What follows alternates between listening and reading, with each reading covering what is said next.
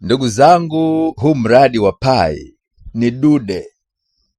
Hii ni game changer.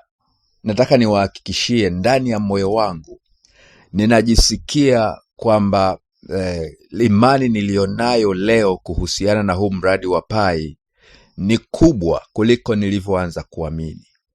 Kama ungeniuliza leo, nitakuambia ninasikia kuamini huu mradi kwa kiwango cha hali ya juu sana kuliko nilivyokuwa na uamini mwezi mmoja uliopita au miezi 6 iliyopita. Kwa nini?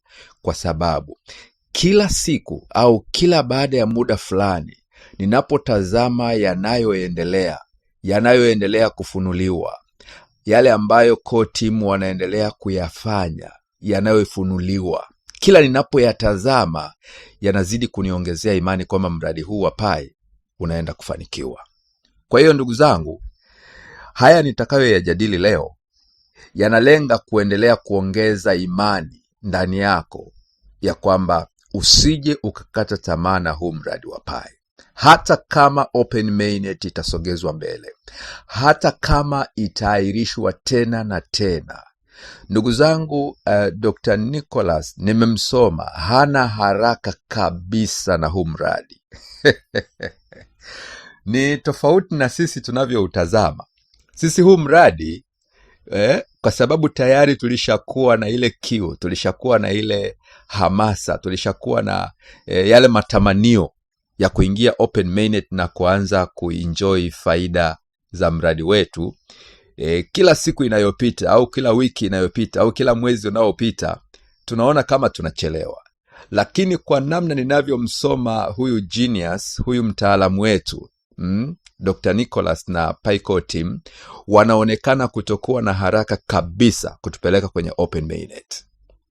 Kwa hiyo kuna uwezekano, ninavyoona mambo yanavyokwenda, kuna uwezekano hata wakaamua kuendelea kuimarisha mifumo, wakaamua kuendelea kutengeneza mazingira ya kamilike, na wakalazimika kusogeza mbele Open Mainnet. Wala hiyo sioni kama inampa pressure yoyote. Nimesikia maneno aliyoyatamka akiwa kwenye kongamano lile la Consensus 2025.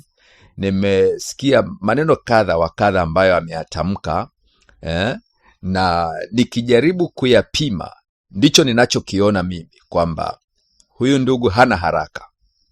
Anachokiona yeye ni bora kuchelewa, lakini tuende kwenye Open Mainnet mazingira yakiwa yameandaliwa vizuri sana, kuliko kuwahi kwenda Open Mainnet alafu tukajikuta kwa sababu tumeharakisha kwenda tukajikuta kuna mapungufu fulani. Nimemsoma hivyo. Sasa hebu ngoja niende kwenye hizi mada mbili au hizi topics mbili ambazo nimesema nitazijadili kwa ufupi, ili unielewe kwa nini ninakusisitiza kwamba mradi huu utafanikiwa. Kama kuna wakati wowote ulipata wazo la kukata tamaa, futa hilo wazo. Kama kuna ndugu unamfahamu aliwahi kupata wazo la kukata tamaa na mradi wa Pi, mshawishi afute hilo wazo. Huu mradi utafanikiwa na GCV itafikiwa. Twende kidogo nikudokeze kwenye machache niliyoyangamua mimi kwenye ushiriki wa Dr. Nicholas katika kongamano la Consensus 2025. Jambo la kwanza nililoliona katika lile kongamano ni kwamba kwa kiasi kikubwa sana malengo ya ushiriki wa Pi Network katika lile kongamano yamefanikiwa.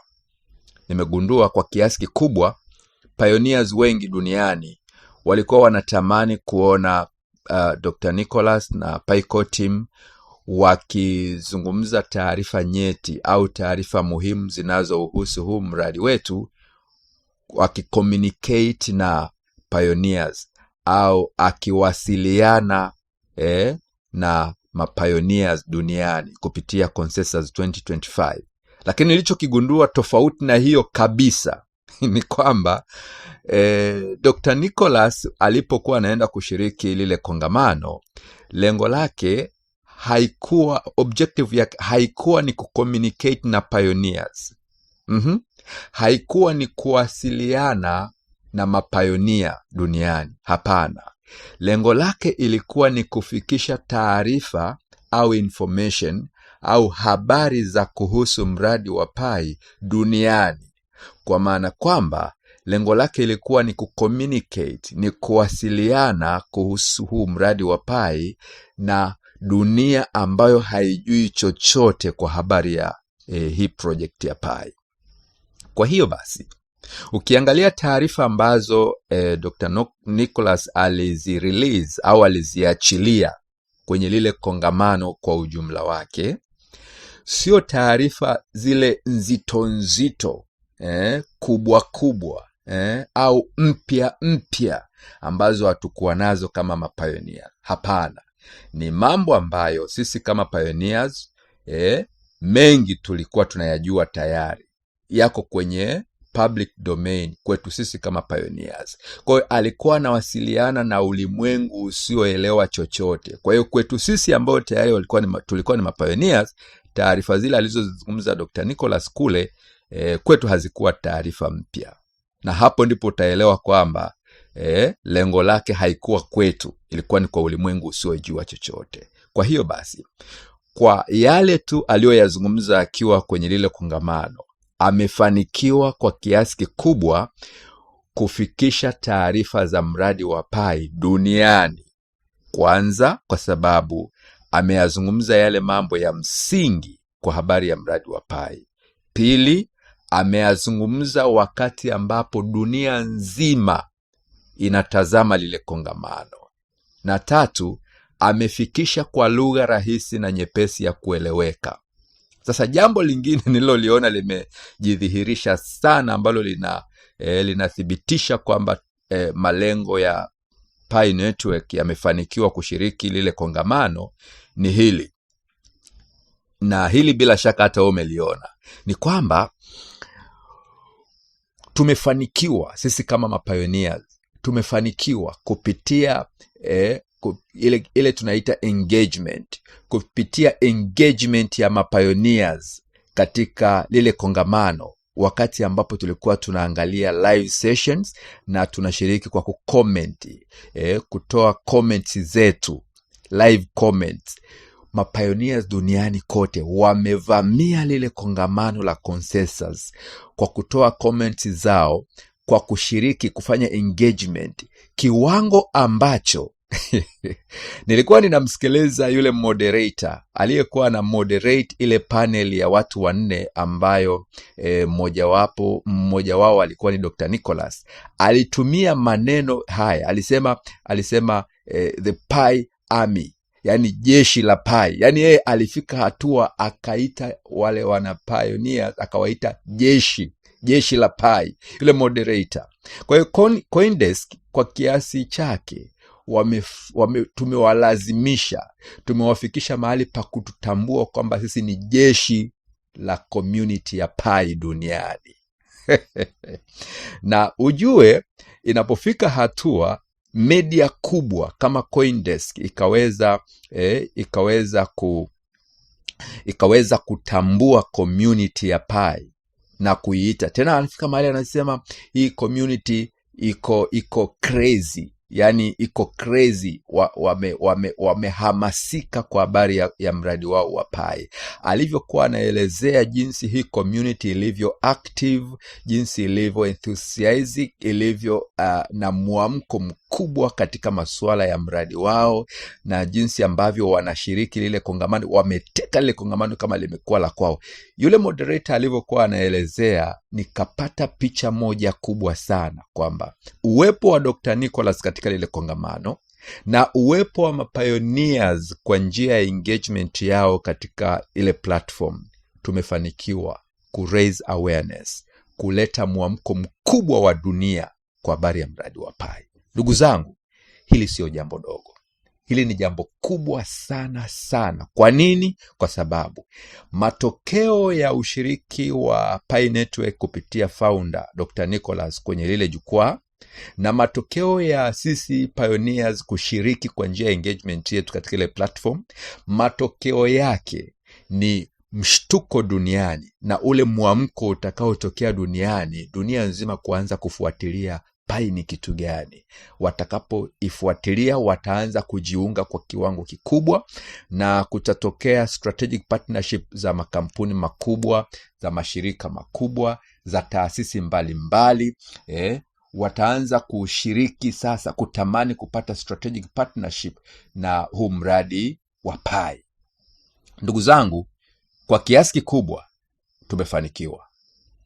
tumefanikiwa na matokeo ya mafanikio hayo yataonekana baada ya siku sio nyingi, baada ya ile kongamano kuisha.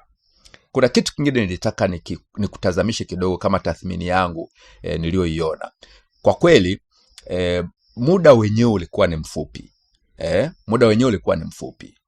Na Dr. Nicholas ukiangalia panel yao nzima ile ilikuwa na kama dakika 30 au tuseme dakika 30 mpaka 40 za kujadili mada nzito, mada kubwa ambayo ilikuwa inahusisha blockchain na masuala ya AI. A combination, muunganiko wa blockchain na AI, artificial intelligence. Umeona Sasa ukiangalia mtu kama Dr. Nicholas na wenzake watatu ambao kwa kweli ni wataalam katika eneo hilo, unapowapa dakika 30 kujadili hiyo mada wakiwa wanne, ni kama kwa kweli umewabana sana. Ukimtazama mtu kama Dr. Nicholas ambaye kwa kweli yuko very loaded, amejaa utaalam na ujuzi katika eneo hilo la blockchain na masuala ya AI, artificial intelligence. Ukiangalia dakika zake katika maswali yaliyoulizwa na contribution zake hazidi dakika 10, ni kama dakika 8, 9, 10 hivi michango yake yote aliyoizungumza. Kwa hiyo katika panel ile ambayo ilikuwa na kama nusu saa ya mjadala, muda wake pale ulikuwa kama dakika 8 mpaka dakika 10.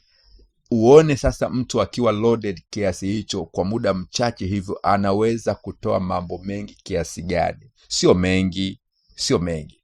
Lakini pamoja na muda mchache huo, pamoja na kubanwa kiasi hicho, Dr. Nicholas alitumia lile jukwaa vizuri na akajadili mambo nyeti, mambo muhimu. Jambo la kwanza alilolifanya Dr. Nicholas ni kutambulisha mradi wa Pi. Na mkumbuke ndugu zangu, lile jukwaa halikuwa maalum kwa ajili ya Pi. Lilikuwa linajadili blockchain kwa ujumla na AI, ndio ilikuwa mada yao. Kwa hiyo wala haikuwa ni kwa ajili ya Pi, lakini kwa hekima na ujuzi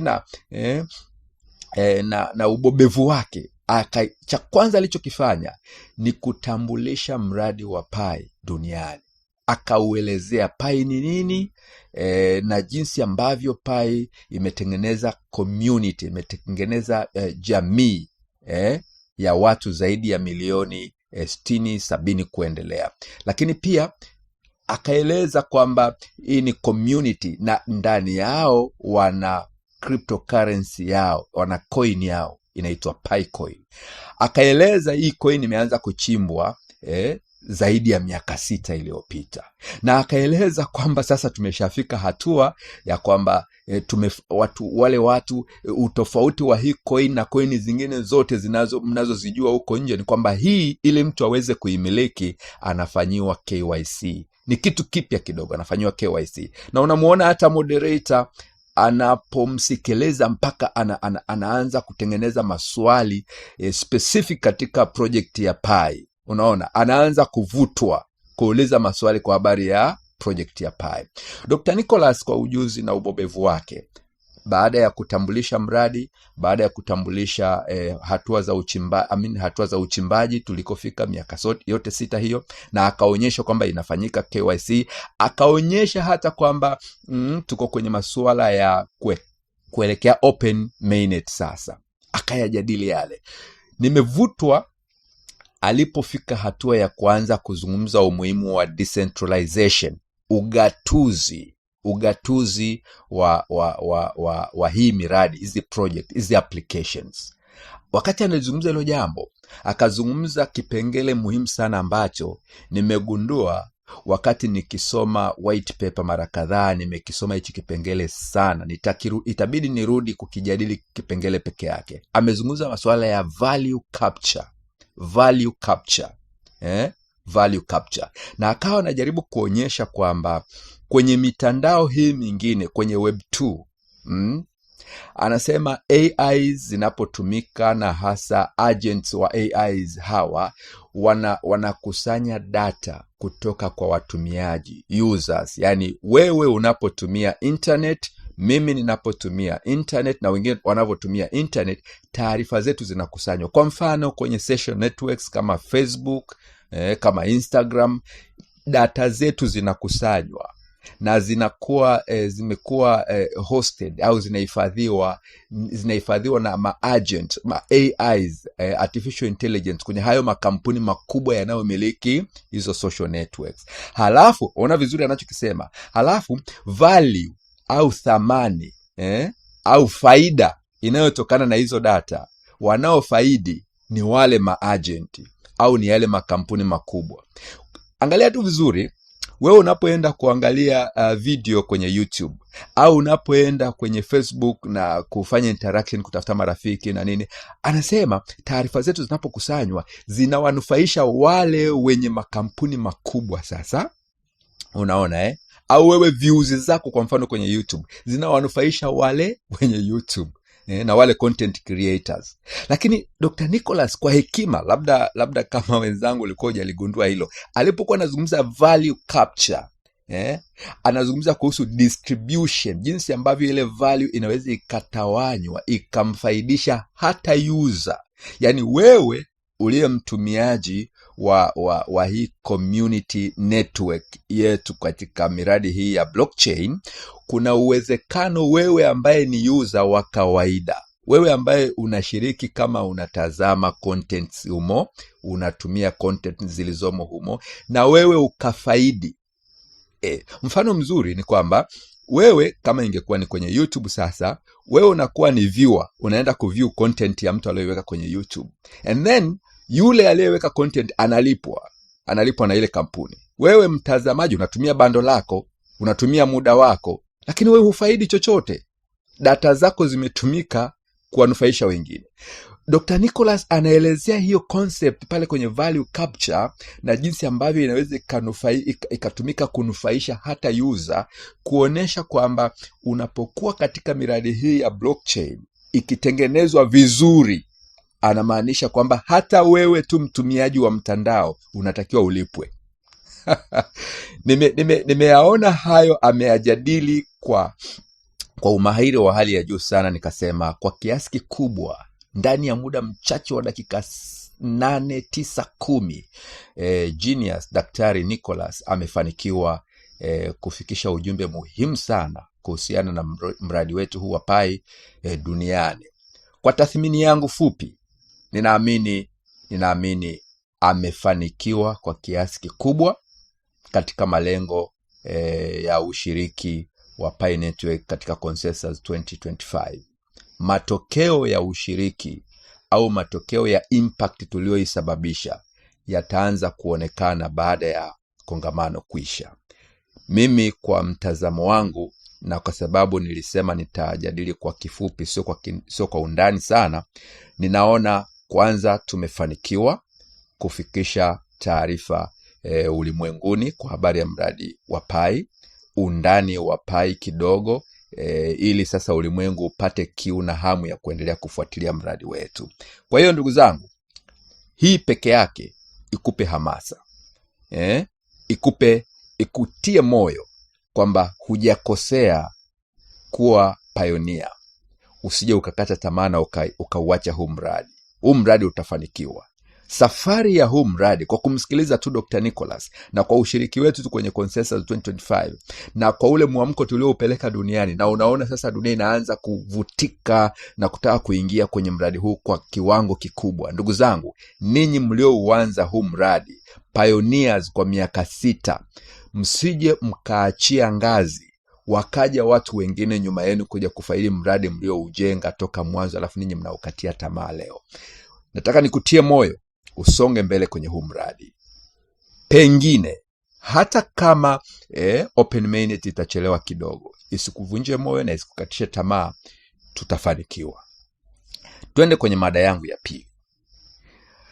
Kuhusiana na dashboard yetu, kuhusiana na tangazo la tarehe 14 mwezi wa 5 2025.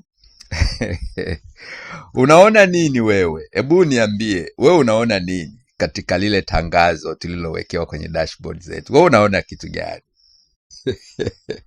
Mimi ninachokiona kwa upande wangu, ninaona seriousness ya watu ambao wanauamini mradi wao. Naiona seriousness ya watu ambao wanauamini mradi wao. Hiki kinachofanyika, by the way, kabla sijaanza kukijadili, niseme nimefurahishwa sana na jumbe mbalimbali za watu ambao walikuwa kinihimiza kuangalau kutoa mchango wangu kidogo kwa habari ya lile tangazo la Pi Network Venture. Ndugu yangu mmoja, rafiki yangu mpendwa sana kutoka Mbeya, sijajua kama ilikuwa ni utani, lakini ubarikiwe sana ndugu yangu, barikiwe sana rafiki yangu. Yeye akaamua kabisa kunitumia bando, akanitumia shilingi 20,000, alafu anasema au umekosa bando la kutuwekea voice note, basi chukua hii uweke bando utuwekee. Barikiwa sana ndugu yangu. Sasa mimi ninapotazama ninaona seriousness ya Pi Core Team kwa habari ya huu mradi. Seriousness ya Pi Core Team kwa habari ya huu mradi. Na ili niweze kujadili na kutoa maoni yangu kuhusiana na kile ninachokiona kwenye huu mradi, kwenye hii Pi Network Venture, investing $100 million $100 million in innovative startups.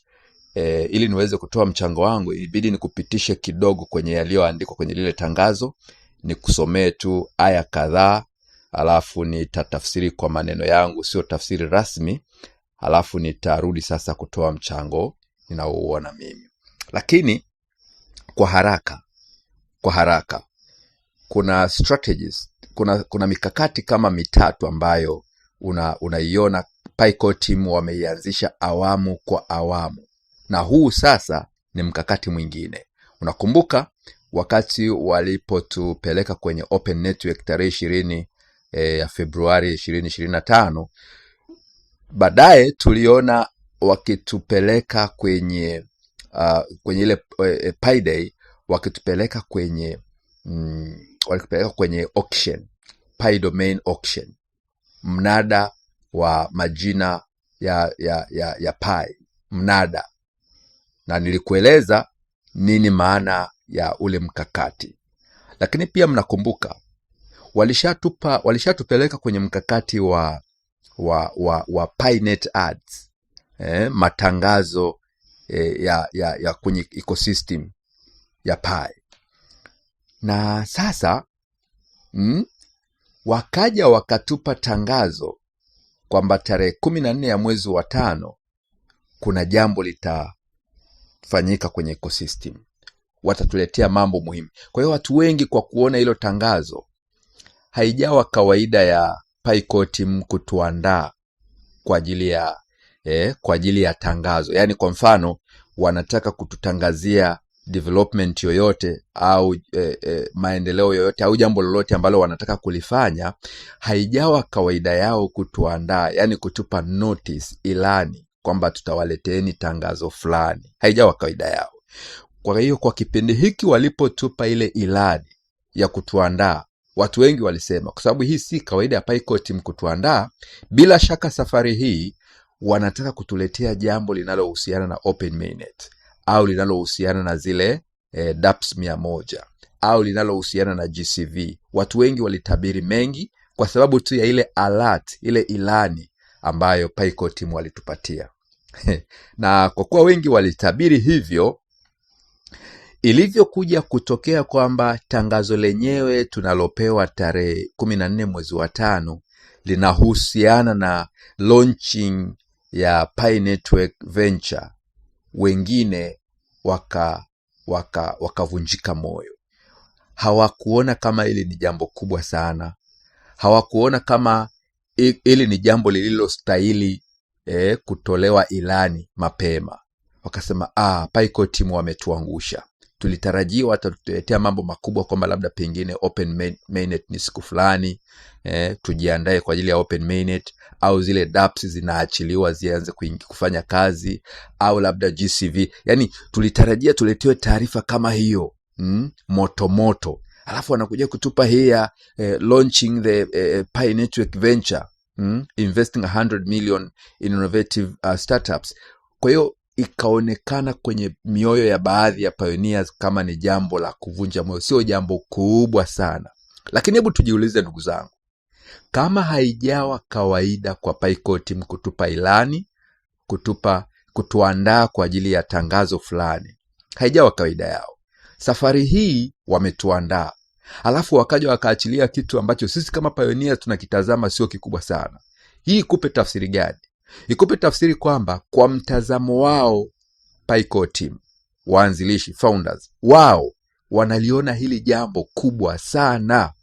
Yani vile mlivyokuwa mnaona ninyi kwamba wangewatangazieni mambo ya GCV, mambo ya open mainnet, mambo ya dApps zile kwamba ndio jambo kubwa, ule ukubwa mliokuwa mnautazamia ninyi kwenye yale mambo, wao kwa upande huu sasa ya kwamba wanaenda kusupport startups zitakazofanya kazi kuendelea kuimarisha ecosystem, ekolojia ya Pi, wanalitazama hili kama ni jambo kubwa sana. They are very excited, wanahamasa na hili. Ndugu zangu, ndio maana mimi ninashawishika kutazama swala hili kwa jicho la Pi-Core team. Yani nalitazama swala hili kutoka kwenye viatu vyao, kutoka kwenye engo yao, kutoka kwenye mtazamo wao. Nikikaa upande wetu wa pioneers, na mimi ningeweza kulitazama kama ni jambo la kawaida, lakini nimeamua kuhama kwenda upande wao na kulitazama hili swala kwa namna wanavyolitazama wao. Ndio maana ninawaambieni, mimi ninaliona jambo hili kama ni ishara ya watu ambao wako very serious na mradi wao. Hawako tayari kuharibu huu mradi. Hawako tayari kuruhusu huu mradi ufe. Hawako tayari kuuacha huu mradi uende kombo. Ndio maana mimi nikitazama haya, nikitazama jinsi ambavyo mioyo ya hawa watu inauamini huu mradi, inausimamia huu mradi, ina hamasa kubwa kwa habari ya huu mradi, ninavyowatazama wao ndivyo ninavyoamini kwamba huu mradi utafanikiwa. Na ndio maana ninakuja upande wenu huu nikiwatia moyo na kuambia, aminini, this project is a game changer. Itafanikiwa. Alright. Acha tupitie kidogo na pengine utafika tu mahali utanielewa kwa nini ninazungumza hivyo ninavyozungumza. Okay. Kwa hiyo nitataka nikusomee kidogo twende nikusomee kidogo yaliyoandikwa kwenye lile tangazo, halafu nitakupa sasa uchambuzi wangu jinsi ninavyoona. Tangazo linaanza kwa kusema hivi. Nimeenda kwenye blog kabisa. Nataka niende kwenye blog kwa sababu kule ndiko tutakapopata nyama pamoja na mifupa yake. Today marks a transformative moment for the Pi community.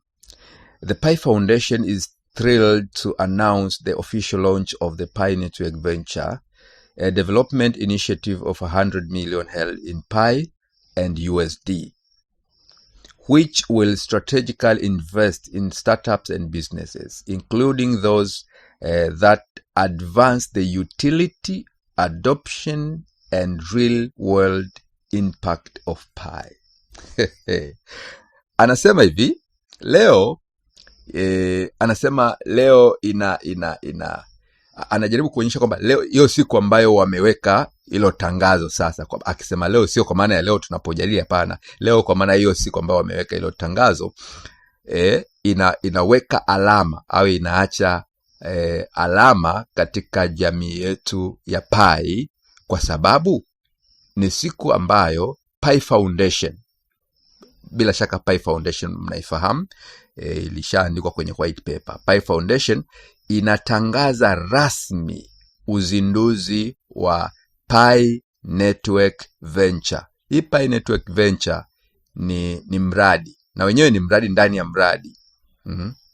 Anasema ni juhudi za kufadhili uwekezaji katika startups. Ni biashara zinazoanza au makampuni yanayoanza, startups zinazoanza ambazo zina focus katika utumizi, uenezi na impact. Ni nini? Tuseme impact, utumizi na uenezi, na labda tuseme mapokeo ya Pi duniani katika uhalisia wake.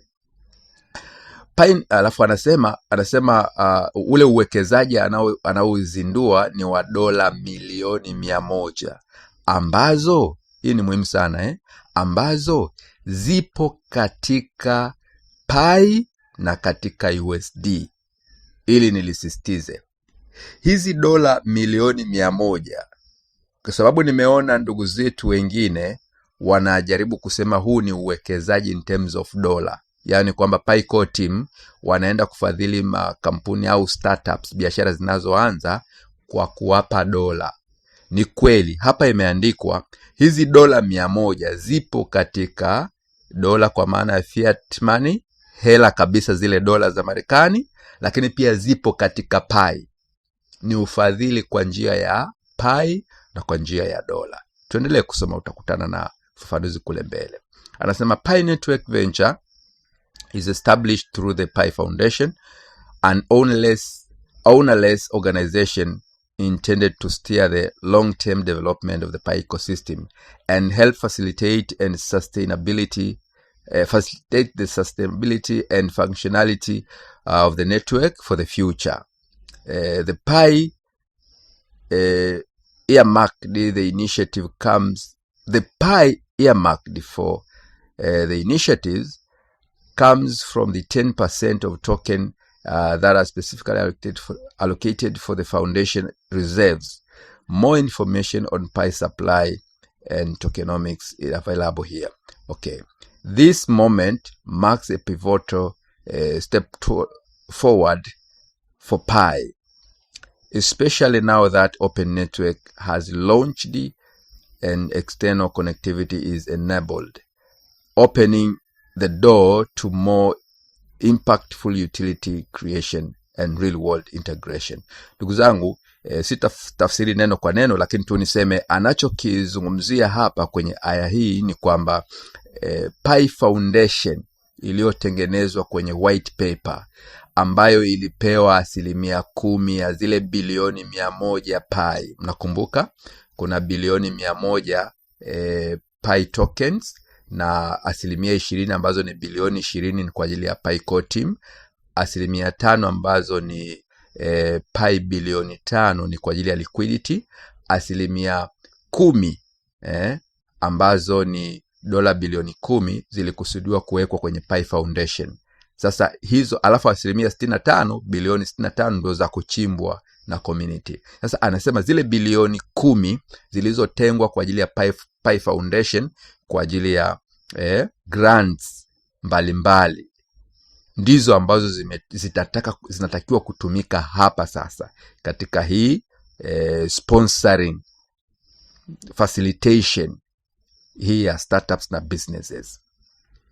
Sasa anaeleza vision iliyoko nyuma ya hiyo Pi Network Venture. Vision, maono. Cha kwanza, vision namba 1 anasema boost Pi utility. Lengo la kwanza au objective namba 1 kwa wao kusupport hizo startups na hizo biashara kwa kutumia hii foundation. Lengo namba 1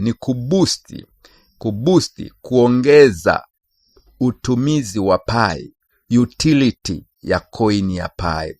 Kwa hiyo malengo ya Pi, kwa nini wameamua kuanzisha huu mfuko wa kufadhili hizi startups, ni kwa ajili ya kuhakikisha kwamba matumizi ya Pi coin yanaongezeka, kuboost matumizi ya Pi. Ndo lengo. Kumbuka tulikuwa tukizungumza siku zote kwamba Pi coin ni utility coin, si ndio? Sio asset, sio digital asset, ni utility coin. Namna pekee unayoweza kuifanya coin ionekane kwamba ni utility coin ni wale wanaoimiliki waitumie. Wataitumieje? Wataitumia pale tu ambapo kuna bidhaa za kununuliwa kwa hiyo coin, kuna huduma za kununuliwa kwa hiyo coin, kuna matumizi yanayoweza kufanywa kwa kutumia hiyo coin. Sio kwamba mtu akabadilisha hiyo coin apate fiat currency, akaiuze hiyo coin apate hela afu akanunue vitu. No. Anunue vitu na huduma na bidhaa kwa kutumia hiyo coin. Ndio inaitwa utility. Kwa hiyo hapa anaposema kwamba lengo la kufadhili hizi startups ni kuwezesha matumizi ya Pi coin, maana yake ni nini? Ninachokiona mimi ni kwamba wanapotaka kufadhili hizi startups, maana yake wanataka kufadhili startups au biashara ambazo zitakuja kutuuzia sisi pioneers huduma, au zitakuja kutuuzia bidhaa, au zitakuja kutuhudumia sisi pioneers kwa kutumia Pi. Kwa hiyo hii Pi Foundation inaenda kuanzisha biashara au kufadhili biashara ambazo zitakuja kuhudumia mapioneers ili kuhakikisha matumizi ya coin ya Pi ambayo inamilikiwa na mapioneers yanaongezeka. Alright, hilo ndo lengo la kwanza.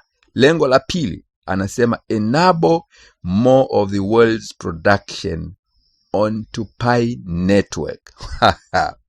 Lengo la pili, kwa nini PiCo team wameanzisha huu mfuko, wameanzisha hizi milioni 100, dola milioni 100 kufadhili hizi startups, anasema ni kuwezesha the world's production onto Pi network. Uzalishaji wa bidhaa na huduma katika network ya Pi, tuseme katika mtandao wa Pi. Labda ili uelewe vizuri, nikupe mfano.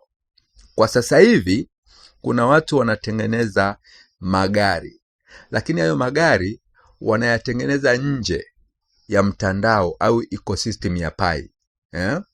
Wanayatengeneza kwa kutumia mitaji ambayo ni fiat currencies. Wanatengeneza kwa kutumia mitaji ambayo labda ni fedha hizi za kushikika. Kwa hiyo wako nje ya mradi wa Pi. Hili lengo linalozungumzwa hapa ni kwamba production, uzalishaji wa bidhaa na huduma sasa hivi unawezeshwa ili ufanyike ukiwa ndani ya ecosystem ya Pi.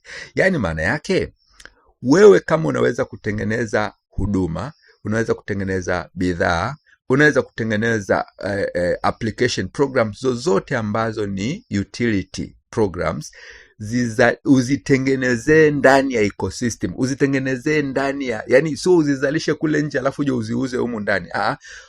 Hizi milioni 100 zinaenda kuwezesha uzalishaji wa huduma na bidhaa ndani ya jamii, ndani ya ecosystem, ndani ya jumuiya, network, mtandao wa Pi.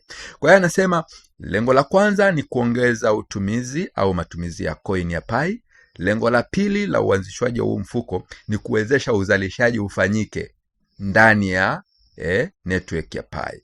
Lengo la tatu, si amesema ni maono, vision ya tatu, is to bring Pi to the real world. To bring Pi, kuipeleka Pi katika ulimwengu halisi, kuipeleka Pi coin katika ulimwengu halisi. Empower a real life use cases and application that demonstrate Pi unique value as a widely distributed, accessible and usability cryptocurrency. Sikia, anachokimaanisha hapa ni kwamba anataka kuongeza, kupanua base ya sasa hivi Pi iko kwenye mikono au mifuko, ya watu kama milioni 12. Of course, au ni waliowekewa Pi. Lakini kuna wale waliofanyiwa KYC kama milioni 19 kuelekea 20. Lakini kuna wachimba Pi kama 70 milioni sasa, na wanazidi kuongezeka. Sasa anachokisema hapa ni kwamba huu mfuko umeanzishwa kwa lengo la kuendelea kupanua wigo, Pi iendelee kusambaa duniani zaidi. Haya maono matatu au haya malengo matatu ndio yaliyoko nyuma ya uanzishwaji wa huu mfuko. Kisha nataka niruke kidogo niende kwenye subtitle nyingine. Anasema supporting builders from seed to scale. Yani huu mfuko unalenga kusapoti waanzilishi kuanzia kwenye hatua ya awali kabisa ya uanzishwaji wa biashara au uanzishwaji wa kampuni mpaka kwenye ukuaji mkubwa, yani scale, maana kuwa kampuni kubwa. Inaanza na wewe kuanzia chini, inapanda na wewe mpaka ukue, uongezeke. Kwa hiyo huu si mchakato wa mara moja. Hii sio support ya siku moja au support ya kupewa hela na kuachwa. Hii ni support ya mnakuwa pamoja. Anaanza na wewe na mnakuwa pamoja. Alright. Anasema Pi Network Venture intends to invest in companies ranging from early stage startups to Series B ventures and beyond. Wanakusudia kuanza na zile startups, zile kampuni ambazo ndo zinaanza kabisa hatua za awali pale mwanzoni, na kuendelea mpaka utakapokuwa kabisa kampuni kubwa. This broad scope provides greater opportunity to access high potential innovators as well as scaling and proven businesses, each of which provides more opportunity to enhance Pi utility. Okay, anasema hii inamwezesha au yule sasa ambaye anafadhiliwa, ambaye anawezeshwa, ambaye anasaidiwa. Anasema hiyo inamsaidia yeye kupata fursa ya innovation, ya kusaidiwa katika ugunduzi, katika ubunifu wake. Yani yeye anakuwa na wazo lake, alafu anapata wataalamu wanaomfanyia kama kumsaidia katika kupanua ule ubunifu wake, aongezeke hadi afike mahali pa kuwa kampuni kubwa. Alright. Anasema Pi Network Ventures differs from most crypto ecosystem programs in at least 2 key aspects.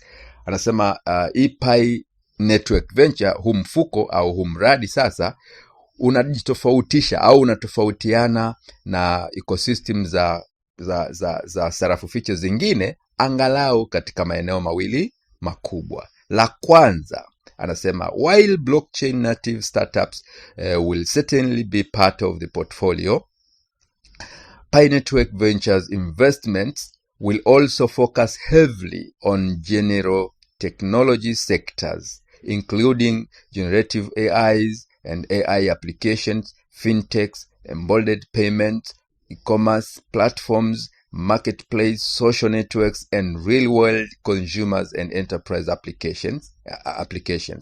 This strategy resonates and derives from the second objective of Pi Network Venture mentioned above. Alright. Anasema hivi, kumbuka alisema Pi Network Venture inajitofautisha na ecosystem za crypto zingine angalau kwa namna mbili. Sasa namna mojawapo ambayo inajitofautisha na ecosystem zingine ni kwamba pamoja na kwamba hii sasa ni moja ya kwanza, pamoja na kwamba startups hizi zinazo hizi program, hizi applications ambazo ziko kwenye blockchain, pamoja na kwamba kwa kawaida, pamoja na kwamba tulikuwa tunalenga, yani pamoja na kwamba tunalenga kufadhili hizi startups ambazo zingetakiwa zianzishwe kwenye blockchain, blockchain native startups, pamoja na kwamba tulitakiwa kufocus kwenye hizi startups ambazo zitakiwa zianzishwe kwenye blockchain kama kawaida, nazo zitakuwepo kwenye hiyo portfolio, zitakuwepo katika hizo ambazo zitafadhiliwa. Lakini Pi Network Venture haitaishia kuzifadhili tu hizo peke yake. Anasema tutapanua wigo na kufocus hata kwenye ujumla wa technology sector, yani sekta ya teknolojia. Hatutaishia tu kwenye kufadhili startups ambazo zina base kwenye blockchain peke yake. Hapana, tutapanua wigo. Unaona anajaribu kutofautisha kwamba zile ecosystem za cryptos zingine zenyewe zina focus tu kwenye blockchain. Sasa anasema sisi pamoja na kwamba bado tutafocus kwenye hizo startups ambazo zitakuwa zina deal na blockchain, lakini sisi tuna deal kwa upana mkubwa zaidi na teknolojia hata nje ya blockchain. Okay, anasema tukihusisha kwenye masuala ya generative AI. Hii generative AI nitaifafanua kidogo. Kwenye AI applications, kwenye fintech, embedded payments, e-commerce platform. Sasa haya yote anayoyazungumza ni maeneo ambayo watawekeza. Yani wewe kama una idea yako iko kwenye, labda nianze kueleza kidogo kwenye masuala ya AI na AI application. Hii ni artificial intelligence, akili bandia. Sasa unaposikia Gen AI kwa maana ya generative AI, hapa sasa angalau niweke kwa ufafanuzi kadogo uweze kuelewa. Generative AI ni nini? Au akili bandia, generative akili bandia ni nini? Gen AI, generative AI, artificial intelligence ni nini? Hizi hizi ni robots. Haya ni marobots ambayo hayaishii tu kwenye kufanya zile kazi ambazo yamekuwa programmed kufanya zinazojulikana kawaida. Yana uwezo wa kuzalisha tunazita generative AIs kwa sababu zina uwezo wa kuzalisha au kufikiria yanayoweza kutokea katika future. Nitakupa mfano mzuri ili uweze kuelewa. Wewe unaitwa John. Unaitwa John. Wewe ni content creator. Kwa maana ya kwamba unatunga hadithi, simulizi. Sasa anakuwepo robot anaitwa John. Natoa tu mfano, anaitwa John. Anakuangalia jinsi ulivyotengeneza content yako leo. Anakuangalia ulivyotengeneza content yako jana, juzi, labda siku 7, wiki nzima, mwezi, mfululizo. Anakusoma akili yako.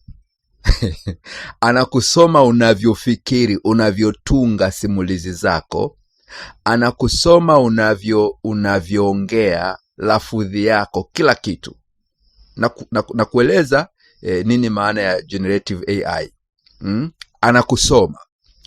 Halafu kesho huyo John sasa, ambaye ndio robot la John sasa, anaambiwa atunge simulizi. Anapewa tu topic yoyote. Tunga simulizi kama John, kama ambavyo John angetunga simulizi inayohusu kilimo cha nanasi. Ndio nimetoa tu mfano. Sasa lile jamaa John, kwa sababu limesha kusoma wewe huku nyuma ulivyokuwa ukitunga simulizi zako, anajua kama wewe ndo leo ungekuwa unatunga ile simulizi, ungeanzeje sentensi zako, ungezipangilieje, yani anatengeneza content inayofanana kabisa, ingawa sio original, lakini inafanana kabisa na ambayo angeitengeneza John.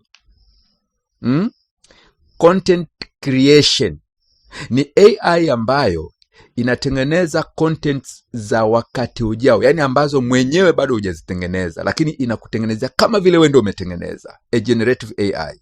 Umeona Kwa hiyo zinakuwa ni artificial intelligence ambazo au ni robots ambazo zina uwezo wa kugenerate vitu baadaye kabla havijatengenezwa na wahusika. Yani vina uwezo wa kwenda mbele. Sasa hizi ndo zinazoitwa generative AI na application. Anasema watawekeza, ingawa wao watafocus katika zile startups za kwenye blockchain, bado watapanua wigo na kufadhili na kuwekeza katika hizo generative AIs applications zake, na masuala ya mauzo, kwa mfano masoko ya mtandaoni. Unaona, fintech ni masuala ya financial technology. Unaona haya masuala ya M-Pesa, Tigo Pesa, PayPal, malipo haya, yani masuala yote yanayowezesha uwekezaji, yanayowezesha malipo, yanayohusiana na masuala ya finance, lakini teknolojia ya masuala ya finance, yote hayo yanaitwa fintech. Umeona, masuala ya e-commerce, majukwaa haya ya kuuza na kununua vitu mitandaoni, marketplace, maeneo ya masoko, social networks, maeneo networks hizi za kijamii. Umeona? Sasa anazungumzia sema hayo yote ni maeneo ambayo kama mtu ana ideas, anawaza kuanzisha biashara katika hayo maeneo, tutasapoti hizo startups katika hayo maeneo. Eneo la pili analolizungumza kwamba linatutofautisha kidogo na ecosystem za crypto zingine ni hili. Anasema second, Pi Network Ventures investment processes. Pi Network Ventures investment processes are intended to mirror the practices of traditional Silicon Valley venture capital firms with respect to sourcing, selection, vetting process, and more, designed to identify and support high impact and disruptive startups and businesses. Kimsingi, anasema tofauti na ecosystem za cryptocurrency zingine, sisi utofauti wetu wa pili utakuwa hapa. Hizi startups tutakazo zifadhili, tutatumia ule mfumo unaojulikana katika traditional Silicon Valley katika kuwatafuta, kuwaveti, kwa maana ya kuwachunguza, kuwa scrutinize, yani kuwachunguza mpaka tujiridhishe kwamba huyu ndio tunampokea, na kuanza naye ule mchakato wa kumsapoti aanze mpaka atakapokuwa biashara iliyoimarika au kampuni iliyoimarika. Sasa ukitaka kuelewa huu mchakato vizuri, inabidi kuelewa hiyo Silicon Valley venture capital jinsi wanavyofanya kawaida. Ndugu zangu, hii haina tofauti na ile ambayo sisi katika masuala ya finance tunaita angel financing. Angel financing imekaa hivi. Kwa mfano, mmeona wakati fulani kwa Watanzania sasa, mmeona wakati fulani Modeuj, nafikiri ni Modeuj, na kulikuwa na watu wengine kadhaa walikuwa wanatangaza kushindanisha mawazo kwamba mtu atakaye kuja na wazo zuri zaidi la kibiashara akashinda, tutampa dola kadhaa au milioni kadhaa kwenda kuanzisha hiyo kampuni. Angel financing iko hivi.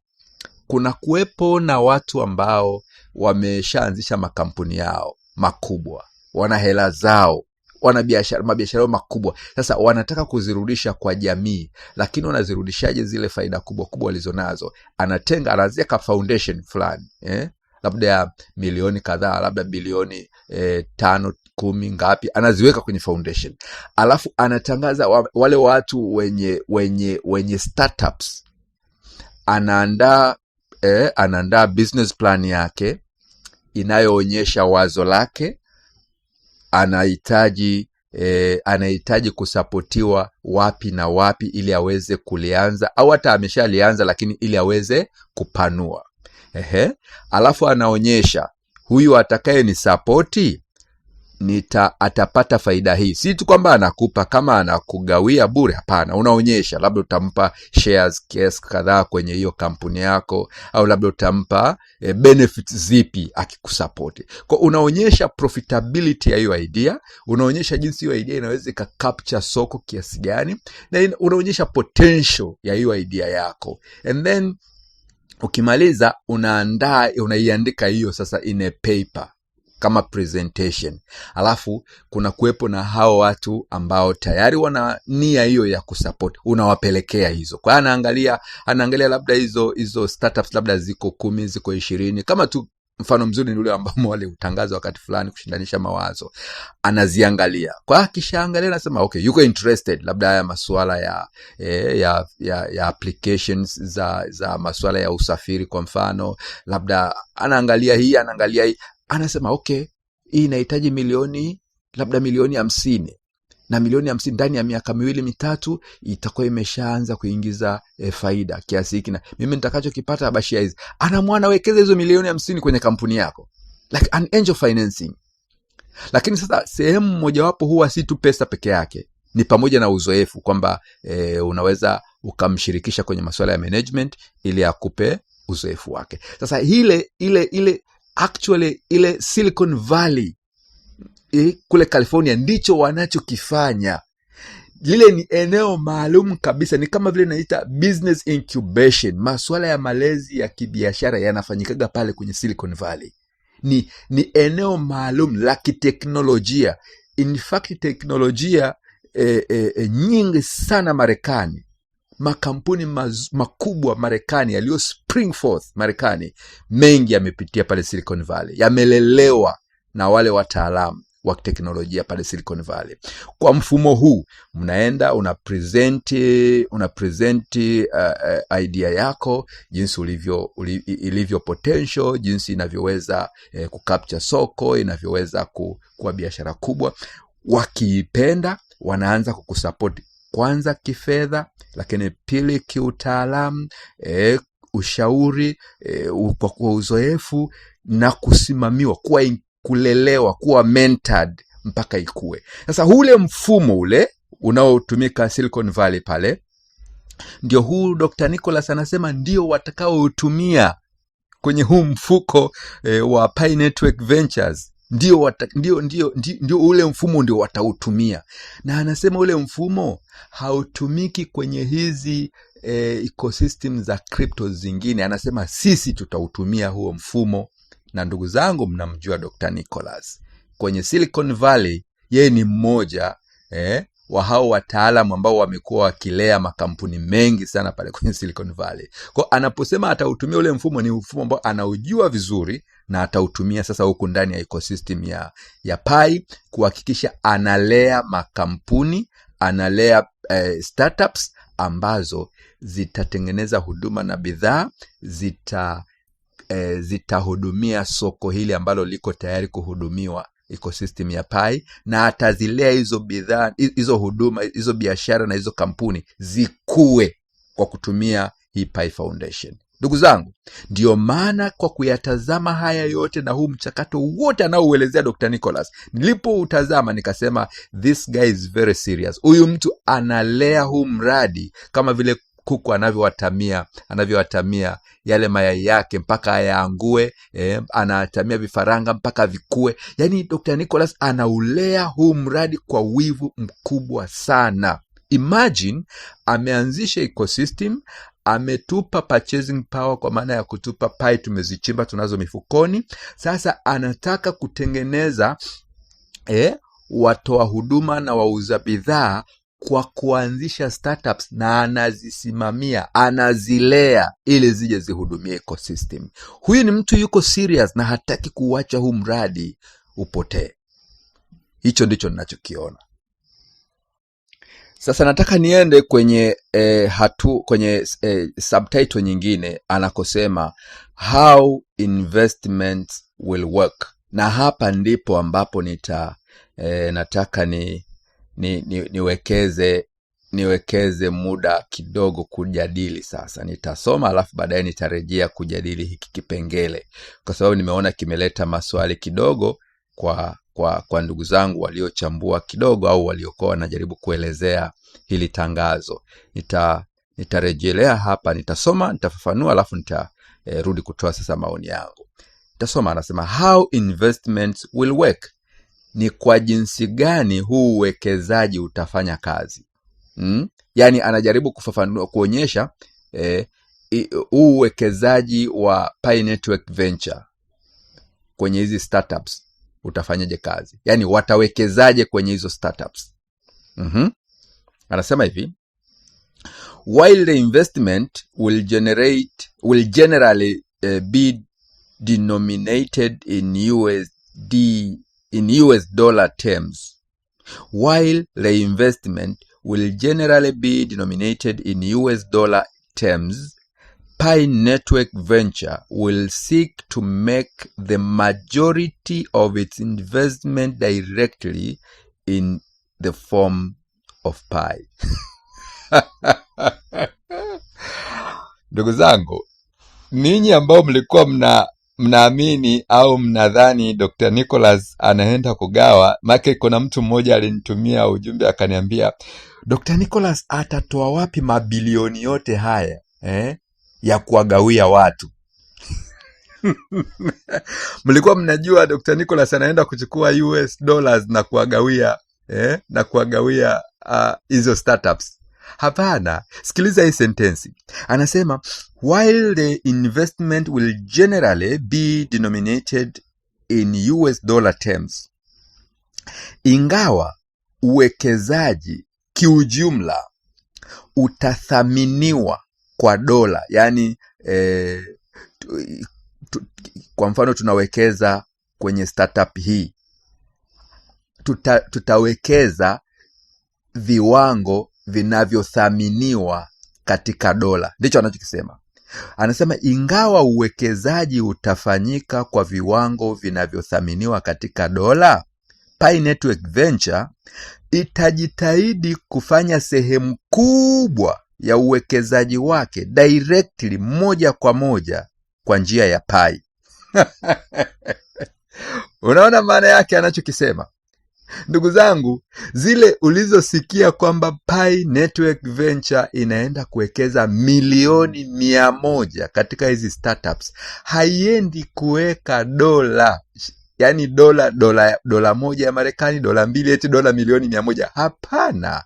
Anasema sehemu kubwa ya uwekezaji utafanyika in terms of Pi. Ila hizo Pi ambazo zitatumika kufadhili hizo startups zitathaminishwa katika dola. Zitathaminishwa katika dola. Ila sio dola ndio wanapewa. Hawatapewa dola za Marekani, watapewa Pi. Yani huo msaada, huo uwekezaji utathaminishwa in terms of dollars, lakini watapewa Pi. Kama kuna mtu alikuwa anakimbilia kupata huu ufadhili kwa sababu alijua atapewa dola 10,000, dola 100,000, my friend, hapana, utapewa Pi. Utapewa Pi. Anaendelea anasema namna hii. This means that, hii inamaanisha kwamba companies who join the ecosystem will be incentivized in the very currency they are helping to strengthen and grow. Hii inamaanisha kwamba haya makampuni yatakayojiunga na ecosystem, ama kwa kuanzishwa au ambayo tayari yapo lakini yanajiunga kwenye ecosystem, yatakuwa incentivized, yatapewa ruzuku. Yatapewa ruzuku kwa njia ya fedha ile ambayo wanajaribu kuipromote, wanajaribu kuimarisha. Umeona? Fedha yenyewe ni Pi. Yani watapewa ruzuku katika Pi ambayo ndio wanaojaribu kuipromote. Ni hivi ndugu zangu, umeajiriwa kwenye kampuni ya Toyota. Huwezi kuendesha gari huwezi kuendesha gari, niseme gari gani, ya Nissan, si ndio? Umeajiriwa kwenye kampuni ya Toyota, unahitaji kupewa gari ya usafiri, unaendesha Toyota. Huwezi kuja mimi kunishawishi wewe unafanya kazi kwenye kampuni ya bima hii hapa, alafu wewe unafanya kazi kwenye kampuni ya bima hii hapa, alafu wewe gari yako, nyumba yako unalipia bima kampuni nyingine. Unafanya kazi kwenye kampuni ya Vodacom, lakini wewe mtandao unaotumia kuwasiliana ni Tigo. Hapana. Ni hivi, tunajaribu kupromote matumizi ya Pi. Kwa hiyo hata wewe tunayekufadhili, tunakufadhili kwa kutumia Pi, ili kwa njia ya kukufadhili kwa kutumia Pi tuipromote Pi. Ndio sentensi hii anayoisema hapa. Alright? Bila shaka ndugu zangu unazidi kufunguka ufahamu. Kwa zile dola milioni 100 ulizosikia kwamba Pi Core Team wanaenda kuzitumia kufadhili startups, sio dola za Marekani, ni kwamba zile Pi wanazithaminisha in terms of dollar. Kwa hiyo wanachukua pai zenye thamani ya dola 100 ndo wanazitumia sasa kufadhili hizo startups. Wenyewe ndo wameandika hapa, sio mimi. Okay. Note that, zingatia kwamba Pi Network Ventures investments are intended to provide both capital and strategic value of a broader time frame to those believed to be the best positioned to create value in the world and help provide additional ways to use Pi worldwide. Anasema zingatia kwamba uwekezaji huu wa Pi Network Venture umekusudiwa kutoa usaidizi wa kimtaji na kimkakati. Haya ni maneno muhimu sana, zingatia. Kutoa usaidizi au ufadhili wa kimtaji na kimkakati kwa kipindi kirefu, sio mara moja. Sio kwamba unaenda pale unapewa pap, bwana tunakupa milioni 10, dola milioni 10, tunakupa pale zenye thamani ya dola milioni 10, tumeachana. Hapana. Ni kama unabaki pale kama mtoto wao, wakulelee. Kwa hiyo kama ni milioni 10 umekubalika utapewa milioni 10, hupewi zote mara moja. Leo unaweza kupewa milioni 1000, ukifika phase fulani unapewa labda milioni 1, ukifikia phase nyingine mpaka zitimie zile milioni 10 ambazo umekuwa allocated. Ndio maana akasema kwa kipindi fulani cha muda, kwa kipindi kirefu. Kwa hiyo unakuwa kama vile ni mtoto anayelelewa, unapewa kwa awamu. Alafu msaada unaopewa, support unayopewa wewe startup, sio tu ya mtaji peke yake, unapewa support ya kimtaji na support ya kimkakati. Sasa support ya kimkakati ni ipi? Namba 1 ni ushauri. Yaani unaenda pale na idea yako, umeiandaa, umeitengeneza, unataka support ya huu mfuko. Wanakwambia okay, wanakufanyia vetting, ukipitishwa kukubalika kwamba wewe ni mmoja wa wale ambao watapata support yao, unakuwa allocated. Labda utapata support ya dola 50,000 au dola 100,000. Na hizo utaambiwa unapewa in terms of Pi. Ni dola 100,000 lakini in terms of Pi. Sasa hizo zinagawanywa. Katika hizo dola 100,000 utakazopewa, labda dola 10,000 utapewa kama ushauri. Umeelewa? Utapewa dola 10,000 kama ushauri. Technical assistance, msaada wa kitaalamu. Hayo yote ni ndani ile dola 100,000. Mentorship, incubation. Hayo yote ndani ile 100,000. Resources, unaweza ukapewa resources. Ukaambiwa labda tunakupa kizimba, tunakupa eneo hile, au tunakupa potential ya kupata soko, kupata watumiaji wa huduma. Labda ungetumia matangazo ya dola 20,000. Ungetumia matangazo ya dola 20,000 kupata soko, si ndio? Lakini sisi tunakupa soko hilo, sisi tunafadhili hilo soko la dola 20,000. Kwa hiyo tumekupa tayari soko ambalo ungelipata kwa matangazo ya dola 20,000. Kwa unajumlishiwa yote, unajikuta ile 100,000, dola 100,000 umeshapewa. Sasa unajikuta mtaji ambayo unahitaji kupewa in terms of fedha sasa labda ni dola 30,000. Katika ile dola 100,000 ambayo utakabidhiwa ni dola 30,000. Na hiyo dola 30,000 utapewa labda kwa ajili ya kununua vifaa, labda kwa ajili ya kununua vitu kadha wa kadha. Sasa hayo utapewa sio in terms of United States dollars, utapewa in terms of Pi. Umeona huu mkakati wa Pi team? Kwa hiyo unakuta hii startup imewezeshwa, lakini imewezeshwa kwa vipengele tena kwa kipindi cha muda kikilelewa na kwa kusimamiwa mpaka kitakaposimama, mpaka kinapewa na soko, kinapewa na users watakaotumia, yani watakao wananunua bidhaa au huduma kwa kutumia Pi. Sasa ndugu zangu, ili niweze kueleweka vizuri hapa kwenye kipengele, kwa sababu nimesema nitasoma alafu nitarudi kutafsiri. Ili niweze kueleweka vizuri, nataka nitoe mfano mrahisi tu kwenye kipengele hiki. Nitoe mfano mrahisi tu, how investment will work. Kwa mfano, Wewe unataka kutengeneza bidhaa au kutengeneza huduma fulani ambayo utakuja kuiuza kwa pioneers kwenye ecosystem. Sasa basi unahitaji support ya core team kwa ajili ya hiyo startup yako ianze, ikue, iweze kuhudumia ecosystem.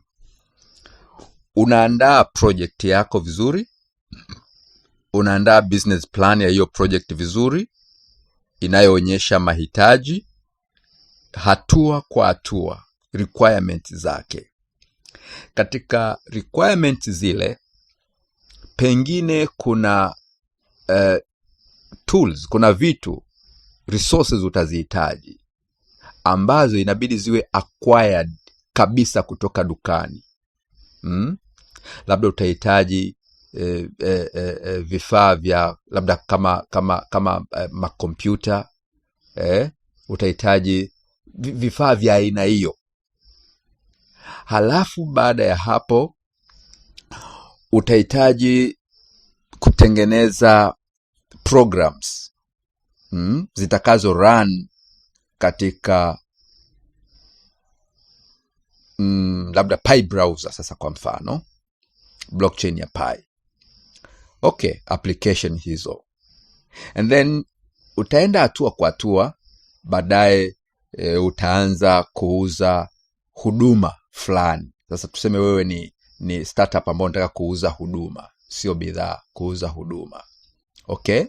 Basi kwa hiyo kuanzia hatua ya kwanza mpaka utakapokuja kulaunch hiyo application yako, unaweza ukahitaji resources ambazo zinagharimu dola za Marekani 20,000. Inagharimu dola za Marekani labda 20,000.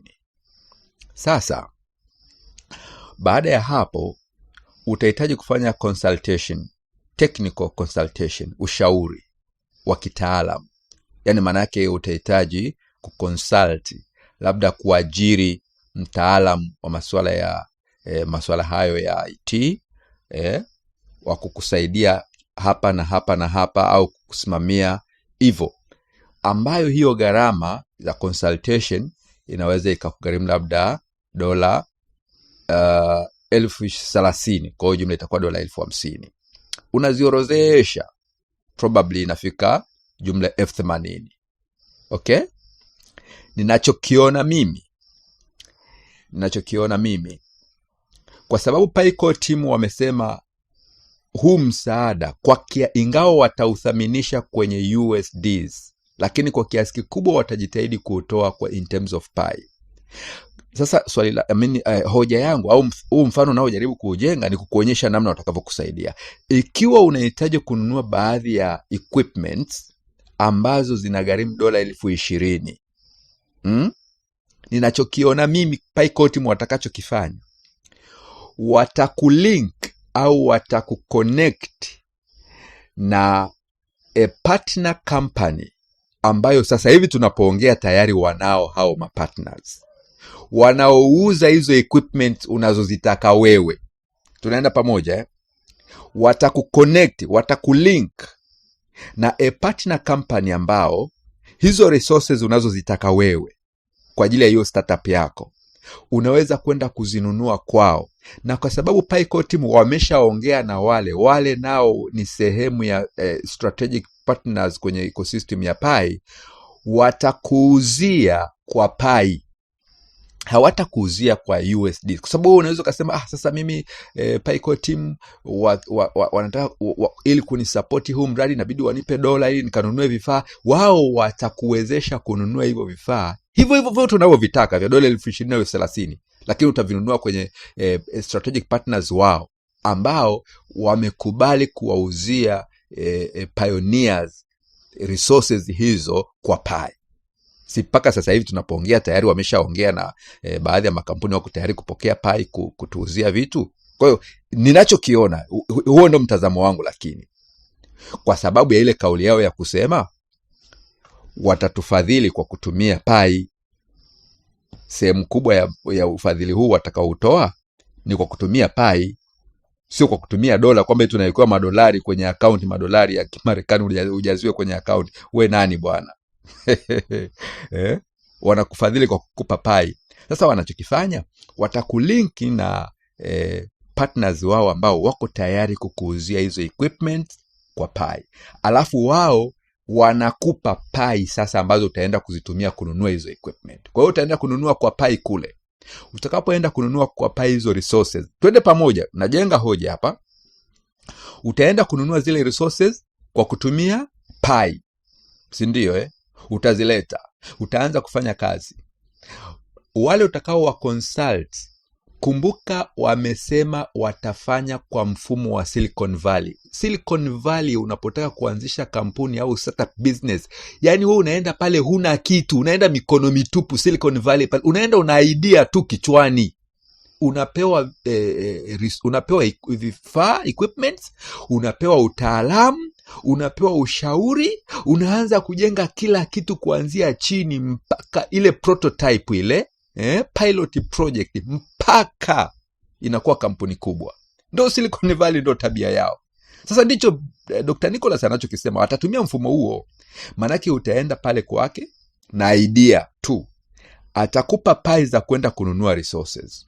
Utakuja utaanza kutengeneza prototype yako, unaitengeneza hiyo project yako. Utasema sasa, hapa nahitaji mtaalam anisaidie eneo hii na hii.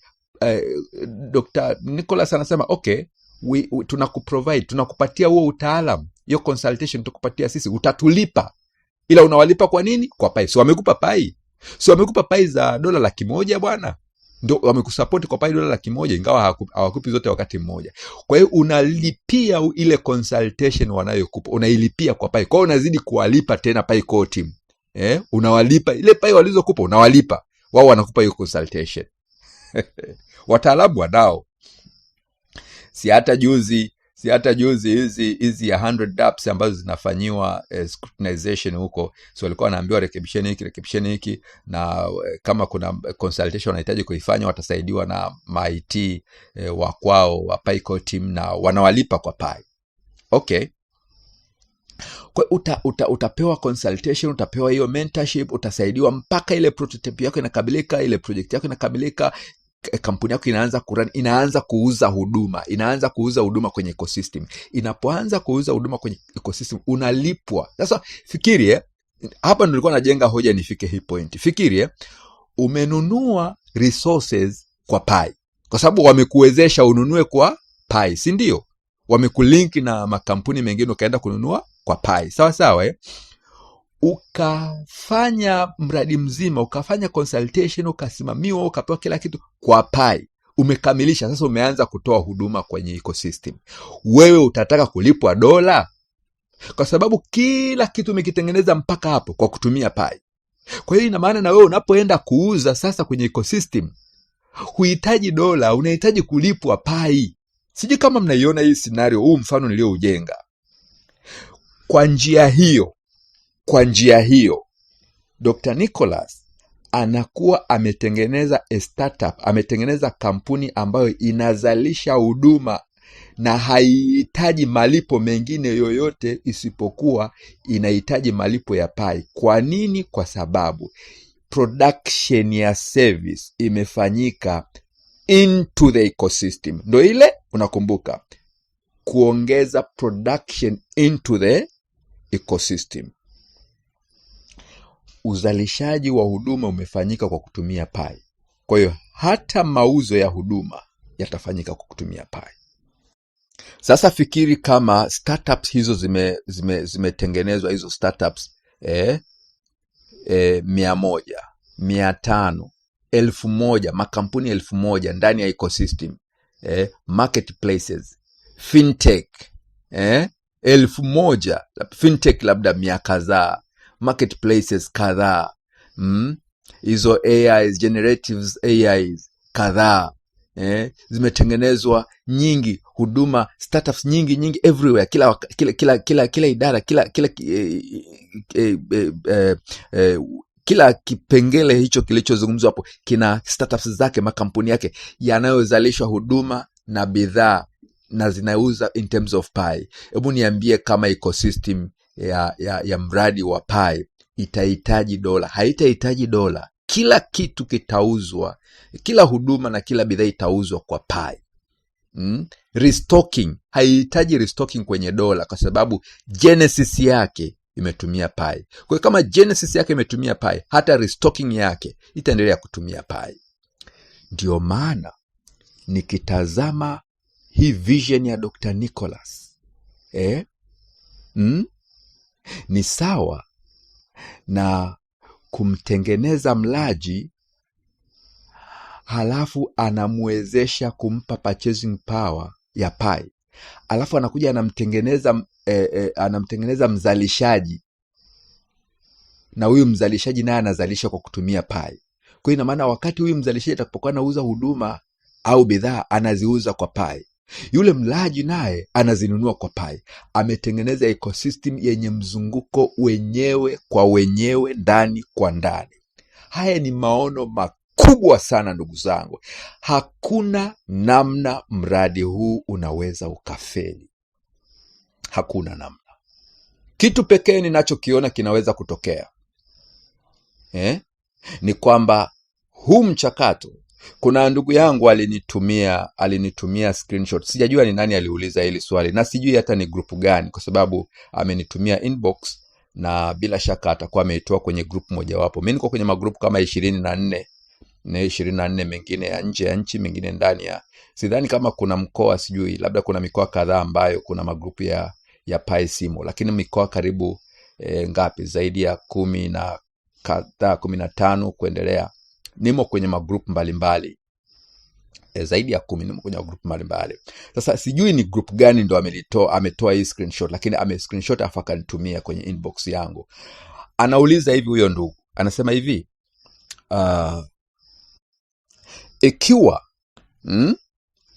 ikiwa hizi startups zitaanzia mwanzo, yani Dr. Nicholas ataanza kuzisponsor, kuziwezesha zianze kuzalisha huduma au bidhaa, alafu ndo zije tuuzie sisi kwenye ecosystem. Kama zinakusudiwa hizi ndo zije zisupport ecosystem, swala la kwenda open mainnet linaweza kuwa la hivi karibuni kweli? Mimi nimeona hili swali liko na logic. Hili swali alilouliza huyu ndugu, sijui ni nani, labda katika akinisikia atajitambua ni yeye, lakini au ninyi mliona hili swali kwenye magrupu, mtajua tu ni grupu fulani. Lakini kama kweli hili swali mkilitafakari vizuri, lina logic ndani yake. Lina logic ndani yake. Ndugu zangu, hata mimi nina mtazamo huo. Na mtazamo huu, inawezekana conditions au mazingira ya kiruhusu, tutakwenda open mainnet. Lakini uendaji wetu wa open mainnet sio ile full fledged, kwa maana ya watoa huduma, wauza bidhaa ambao watakuwa kihudumia ecosystem ya pie. Tuseme ni wengi, lakini sio kwa kiasi kile kinachotakiwa. Bado umuhimu uko pale pale wa kuendelea kusapoti hizi startups zianze kujijenga na kujiimarisha. Ndani ya miezi kadhaa, 6, 8, 12, mwaka moja, miaka miwili, tujikute hizi startups tayari ziwe zimeshainuka, zimeshakuwa ni kampuni zinazo offer huduma kwenye ecosystem. Kwa kumjibu huyo ndugu yangu, kuna uwezekano tukaenda kwenye open mainnet kabla ya hizi startups, kwa sababu hatuwezi tukazisubiria hizi startups zinazofadhiliwa na hii Pi Network Investments, Pi Network Venture. Hatuwezi kuzisubiri zenyewe eti ndo zije ziwezeshe open mainnet. Hapana. Open mainnet itawezeshwa na service providers na wauzaji wa huduma na bidhaa ambao tayari wamekubali kuingia kwenye ecosystem. Wataiwezesha open mainnet, lakini wanahitaji kuongezwa idadi. Sasa namna ya kuongeza idadi ni pamoja na kusupport hizi startups. Kwa hiyo ninakubaliana na wewe kwamba inawezekana Open Mainnet ikasogezwa mbele kidogo kwa maana tu ya mazingira mengine, lakini sio hizi startups ndio zitakazosababisha isogezwe mbele. Mimi naamini tayari kuna watoa huduma na wauzaji wa bidhaa wengi ambao wako tayari na wamekubali kuanza kuihudumia ecosystem. Kuhudumia ecosystem ya watu milioni 60 sio kitu kidogo, ni soko kubwa hilo. Kwa hiyo najua wafanyabiashara wengi tu wanatamani kuhudumia. So si kwamba hizi startups ndio tutazisubiria tuingie Open Mainnet. Hapana, tunaweza kuingia, labda tu kiwepo na conditions au vipengele vingine au masharti mengine ambayo sasa hivi core team wanapambana nayo, lakini sio kutusubirisha hizi startups. Isipokuwa umuhimu wa hizi startups uko pale pale kwamba zitakapoanzishwa na kuendelea kusapotiwa zianze kutoa huduma, na zenyewe zinakuja kuongeza nguvu na kuendelea kuimarisha na kupanua wigo. Kumbuka kule kwenye zile objectives 3, mojawapo ni kupanua wigo wa matumizi ya nini, ya Pi. Kwa hiyo hata kama tayari tuna makampuni yanayoweza kuhudumia ecosystem, lakini bado tunahitaji kupanua wigo ili matumizi ya Pi yaendelee kupanuka duniani kote. Ndiyo maana hizi startups bado zitafadhiliwa na bado zingine zitaendelea kufadhiliwa, kwa sababu huu mfuko una pesa nyingi sana, una Pi bilioni 10, na hapa tu zimetolewa dola milioni 100. Huu mfuko una Pi bilioni 10. Sasa niende kujibu swali jingine muhimu sana. Ili swali ni muhimu sana. Ni hivi, hizi dola milioni 100 tumeshaambiwa kabisa kwamba Pi Core Team watafadhili hizi startups, ingawa ufadhili wao, capital yao itathaminishwa in terms of dollar, ila watapewa fedha katika Pi. Sasa swali ni kwamba hizo Pi watapewa kwa thamani ya GCV au watapewa kwa rate ya Pi iliyoko sokoni sasa hivi? Sijui kama umeelewa swali. Yaani hizi startups kama zinafadhiliwa kwa kupewa Pi, hizo Pi watapewa kwa thamani ya Pi moja ikiwa na thamani ya dola 314,159, au watapewa Pi kwa thamani ya market price iliyoko sokoni sasa hivi? Ndugu zangu, siwezi kusema ninamiliki jawabu la hilo swali. Siwezi kusema ninamiliki au nina uhakika na jibu la moja kwa moja la hilo swali, lakini nataka nikutazamishe mawazo ya aina mbili, alafu wewe mwenyewe na mimi tutasaidiana kufanya conclusion. Hebu tufikirie hivi. Twende kwa njia ya GCV. Tuanzie huko kwanza. Twende kwa njia ya GCV. Tukubaliane kwanza. Sasa hapa sijasema, sio jibu langu, ila nasema tukubaliane tuweze kureason, tuweze kufikiri pamoja mimi na wewe. Tukubaliane. Pi Core Team wametenga dola milioni 100 ili kufadhili startups. Okay? Okay. Zinatoka wapi? Zinatoka kwenye mfuko wa Pi Foundation ambao una Pi bilioni 10. Yaani Pi zilizomo mule ndani ni bilioni 10. Ingawa zote hazijawa released bado, lakini tuseme huo mfuko utakuwa na Pi bilioni 10. Sawa Alright. Sasa ikiwa wameamua kutenga dola milioni 100, na ikiwa Pi moja ina thamani ya GCV, ina maana watatenga Pi ngapi kufadhili startups? Hilo ndo swali la msingi nataka tulijibu mimi na wewe. Ikiwa wanatenga dola milioni 100, dola za Marekani, na kama Pi moja ina thamani ya GCV, hizo Pi ambazo watazitumia kufadhili hizo startups ina thamani ya GCV, ina maana wanatenga Pi ngapi? Okay? Tujibu hilo swali. Haya, twende. Pi moja kama ni GCV ina maana ina thamani ya dola 314,159. Pai 2 dola 628. Pai 3 dola 900, kama na ngapi, kama na 30, kitu kama hicho, okay, au 40. Hebu tuweke wastani, tukadirie, tuweke makadirio. Pai 3 zinafika kama dola 900 na 900 na kitu. Hebu tukadirie ili kurahisisha mahesabu. Tuchukulie pai 3 ni dola milioni 1. Pai ngapi? 3. Sasa sema pai 3 ni sawasawa na dola milioni 1. Haya, dola milioni 100 ni sawa na pai ngapi? Si pai 300? Sasa swali, tunataka kwenye ule mfuko wenye pai bilioni 10 tutoe pai milioni 300 ambazo zina thamani ya dola milioni 100, tuzitumie kufadhili startups. Alafu tunakuwa excited kabisa, tunakuwa na mhemko, tunakuwa na nini, tumehamasika, yani tunashangilia mpaka tunatoa tangazo wiki nzima kabla kwamba kuna tangazo muhimu tunawaleteeni tarehe 14 mwezi wa 5. Alafu tangazo lenyewe ni la kuja kutenga pai 300.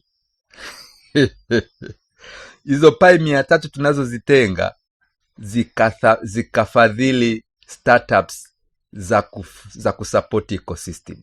Seriously? Okay, nataka tuelewane. Si tunasema kwamba Pi Core Team watatumia pai kufadhili startups, na wanasema hizo pai zitakuwa valued in terms of dollars, si ndio? Sasa tunajiuliza, watatumia GCV? Tukasema tuchukue hilo wazo la kwanza, watatumia GCV. Ina maana kama pai moja ni dola 300, ina maana unahitaji tu pai 3 ili upate dola milioni 1. Kwa hiyo dola milioni 100 unahitaji pai 300.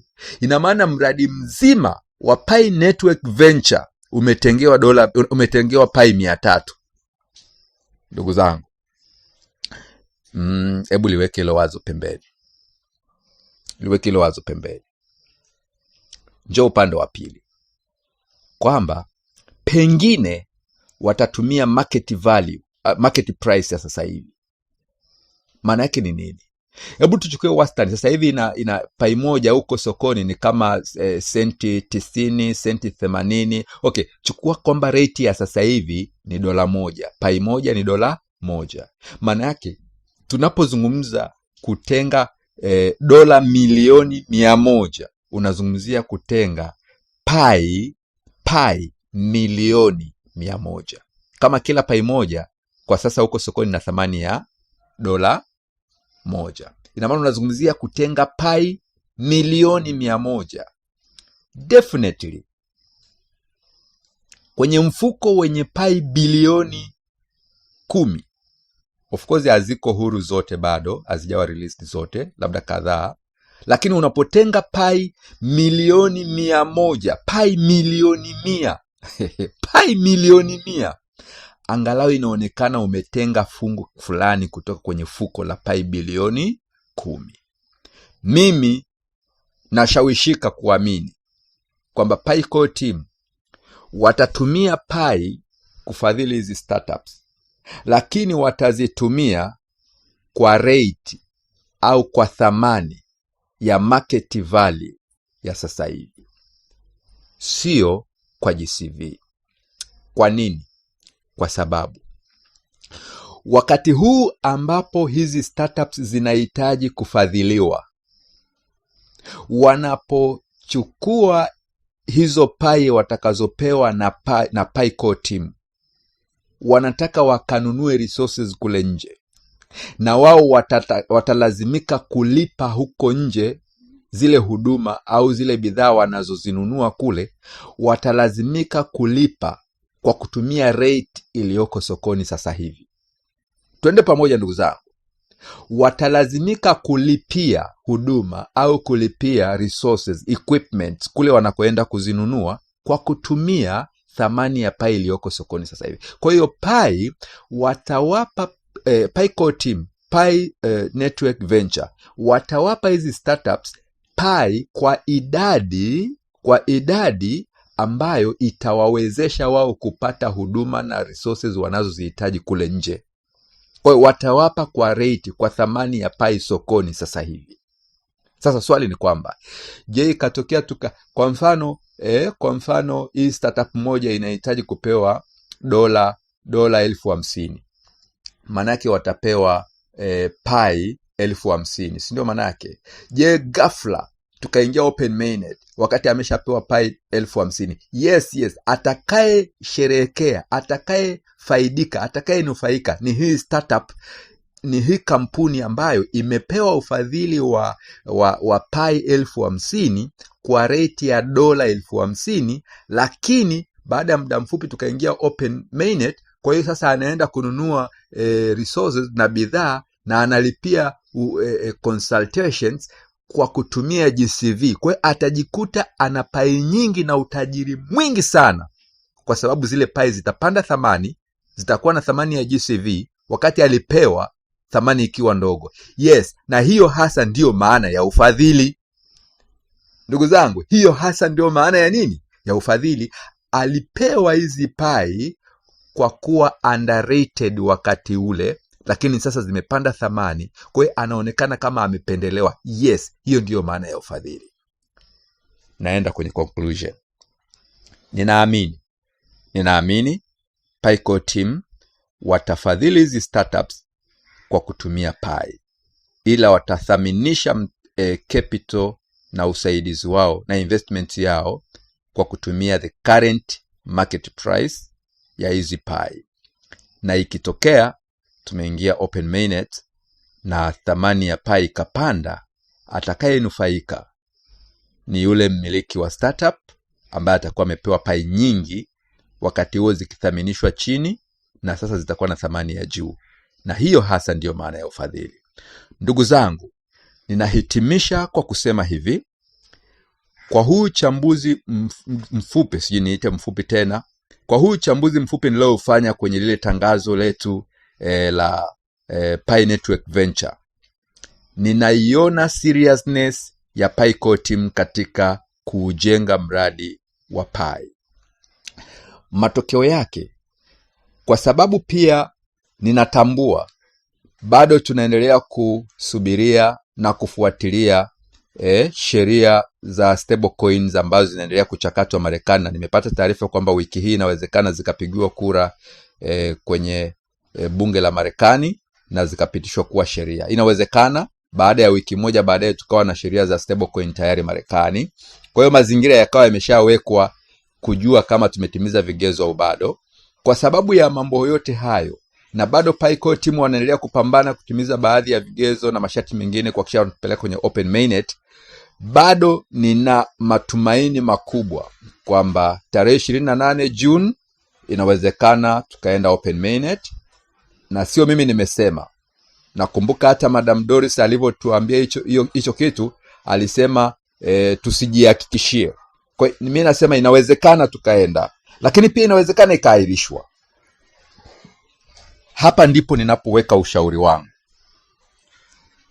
Ikitokea tumeahirishiwa open mainnet, isifanyike mwisho wa kota hii ya pili, kwa maana ya Pai 2 Day, hatutakiwi kukata tamaa au kuvunjika moyo au kujeruhika nafsi zetu.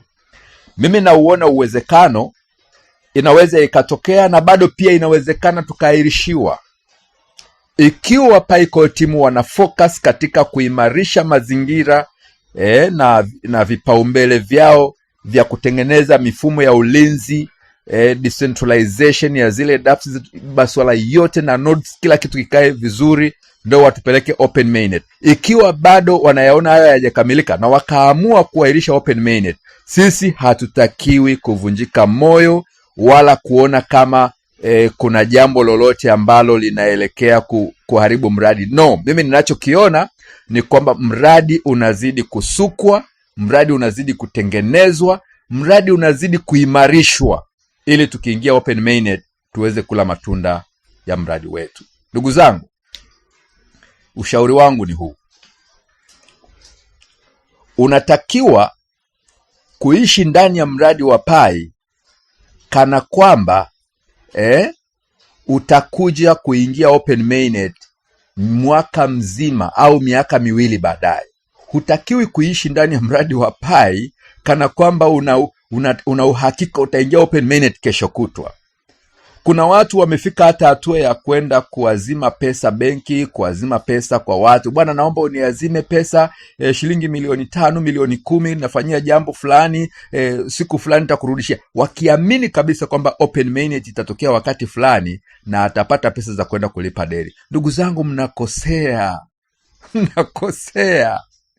Mimi binafsi nimesema tena na tena na tena, nina imani na mradi wa Pi sana na ninajua utafanikiwa, lakini nimejiwekea mbele kwamba hata tusipoingia Open Mainnet miaka 3 baadaye, yani toka mradi umeanzishwa mpaka sasa ni miaka 6 inaelekea 7, hata tukifikisha 10, miaka 10 ndio tuje tuingia kwenye Open Mainnet, mimi bado nitakuwa na stamina ya kuendelea. Nimejiwekea hivyo ili nisipate pressure yoyote. Nachimba vizuri, nanunua Pi kila wakati, nanunua Pi kidogo kidogo kwenye exchanges, naziweka kwenye wallet yangu, na hakikisha uchimbaji wangu unaenda vizuri. Yani kwenye mradi wa Pi niko vizuri, lakini wakati huo huo naishi kana kwamba huu mradi wa Pi siutegemei. Yani usiuwekee mradi wa Pi malengo kwamba nataka mwezi ujao ndio ulipe madeni na mradi wa Pi, au nataka mwezi ujao ndio nianze au nifanye hiki ile. No. Uweke huu mradi kwamba ikitokea mwezi ujao umefanikiwa, well, malengo yako, mipango yako, mikakati yako ni hii na hii itafanikiwa. Ikitokea haijawa hivyo, hata ikaenda kwa hivyo mwakani, hata ikaenda kwa hivyo miaka 3 ijayo, bado maisha yako yanaendelea kama kawaida. Ndugu zangu, ndiyo maana siku zote nimekuwa nikiwashauri na kuombeni, na leo nakusihini tena, kama umeajiriwa, endelea kwenye ajira yako kama kawaida, kana kwamba Pi haipo. Lakini upande wa pili, unaiwekea malengo na unaichimba vizuri na unailinda na usiiuze na unanunua Pi, lakini unaishi kana kwamba unafanya ajira yako na biashara yako kana kwamba haipo. Umeona Kama wewe unafanya biashara, kama una jambo lolote unalojishughulisha nalo, fanya kana kwamba Pi ni kitu cha baadaye sana, cha watoto wako au cha wajukuu wako. Hivyo ndugu zangu, nirudie jambo lile ambalo nimekuwa nikilisema siku zote nimekuwa nikilisema hili. Ndugu zangu, mimi sio mchoyo. Mwenyezi Mungu alinisaidia, na ninasema hii ni bahati, kwa sababu ni Watanzania wachache walipata bahati kama hii. Mimi nilirudi kusoma degree yangu ya pili chuo kikuu cha Dar es Salaam, na miaka ile 2010, 2009, 2010, 2011, wakati nasoma masuala ya finance pale, nikajikuta nimevutika sana mimi kufanya hizi biashara za stocks, masuala ya hisa, kwenye masoko ya hisa, kutokana na nilichokisoma pale Mlimani. Nikaamua nikafanye field, au nikafanye hiyo tunaita nini, ni thesis, tunaita nini, natumia neno rahisi la watu kuelewa. Nikaamua kwenda kufanya utafiti wangu kwenye soko la hisa, masoko ya hisa haya Dar es Salaam, Nairobi, East Africa. Najaribu kuchunguza haya masoko ya hisa ili pengine iendelee kunipanulia ufahamu. Huko ndugu zangu, ndipo mimi niliendelea kujikuta kwamba naongeza ujuzi, naongeza ile kiu, ile hamasa, nikazamia humo sasa kuanza kusoma masuala ya forex exchange, masuala ya forex trading, masuala ya stock trading, indices hizi, mpaka baadaye nikaanza kusomea masuala ya cryptocurrencies. Na baadaye nilipokuja kuanza kufanya training Tanzania, na kwenye makundi mbalimbali, na nikaja nikaamua pia kufocus katika kufanya trading. Nikajikuta kwamba muda wangu umebanwa, nikaacha kufanya training, nikaacha kufanya trading, nikaanza kuwekeza katika hayo maeneo. Kwa hiyo nikajikuta nimekuwa investor, nimekuwa mwekezaji katika hayo maeneo. Nawekeza katika masuala hayo ya crypto, nawekeza katika masuala hayo ya hisa, nawekeza katika hayo masoko ya hisa, nawekeza katika masuala ya forex. Mimi nafanya forex trading lakini kwa kutumia marobot. Siwezi tena kufanya mwenyewe, kwa kutumia marobot. Sasa ndugu zangu, huo ukawa ni mlango wangu wa kuanza kufuatilia na kuchunguza haya masuala ya blockchain na kufuatilia uwekezaji katika masuala ya blockchain na nini. Kwa sasa hivi ninapokutana na mtu ambaye ana viela vyake vidogo, mimi sifanyi training. Mimi siwezi kumtraini mtu, siwezi kumsimamia mtu, ila nina utaalamu na ujuzi wa kumwelekeza mtu kwenye hayo maeneo kwamba nenda pale, wekeza kamilioni kako haka, wekeza vimilioni vyako 2 3 hivi, vitakusaidia uishi maisha yako kwa raha, kwa amani, bila pressure za maisha. Kuna maeneo unaweza kawekeza hivyo viela vyako vidogo, ukaendelea kupata chakula chako na watoto wako na maisha yakasonga mbele. Nimesema tena na tena, mimi sina uchoyo wa kuelekeza watu na sihitaji kulipwa chochote. Unaona ndugu zangu, kama kuna mtu anaanza kuhangaika kwa sababu ya anaona pai yake, anataka auze, anataka sijui apate hela, aishije, hiyo pai unatakiwa uiache kabisa. Yani uwe ni mradi wa kuokoa ukoo mzima. Yani pai, usiuze pai zako, acha, ziache, zitakuja kukulelea ukoo mzima, zitakulelea watoto na wajukuu. Ziache, tukiingia open mind, hata kama ni miaka 2 3 baadaye, huo ndio mradi wa kukuondolea umaskini wa ukoo mzima, hiyo pai project. Lakini kwa maisha ya kawaida, kama unahangaika, una viela vyako, unatafuta mahali pa kuweka upate faida, maisha yaende, nitawasaidieni ndugu zangu. Sihitaji kuwa mchoyo katika hayo maeneo, na sihitaji kutangaza mradi. Sina mradi ambao tunaita watu tuje tukae humo kama hizi mnazoziita network. Sina hizo network, lakini niko tayari kusaidia Watanzania wenzangu. Kwa nini nafanya hivyo? Nafanya ili upate sababu ya kubembeleza mradi wako wa pai. Usiuze pai, usiziingilie, usizivuruge. Tafuta pesa zako kwa njia zingine, na pai iache, account ya pai iache endelee kutuna na kusubiri open mainnet. Naamini kwa maneno haya machache nitakuwa nimewashawishi rafiki zangu na ndugu zangu ili tuendelee kupambania mradi wetu wa pai. Na kama unaona mimi naweza kuwa wa msaada kwako kwenye maisha yako, sihitaji unilipe chochote. Nitakuelekeza, nitakushauri, nitakuongoza, na Mungu atakusaidia. Utafanikiwa kuishi maisha yako tu mazuri, bila pressure, bila madeni, na bado mradi wa pai utakukuta mbele. Ndugu zangu, imekuwa ni makala ndefu kidogo, lakini ninamshukuru Mungu kwa sababu pia tulipata wakati mrefu wa kutokuwa pamoja. Kwa hiyo tunapokutana sasa katika makala hii nyingine ndefu, wala haitokuwa ni kama kuwapotezeeni muda. Ninawashukuruni sana ndugu zangu. Kama umeweza kunisikiliza kuanzia mwanzo mpaka sasa hapa, hongera sana. Hongera, wewe ni mtu unayetafuta maarifa.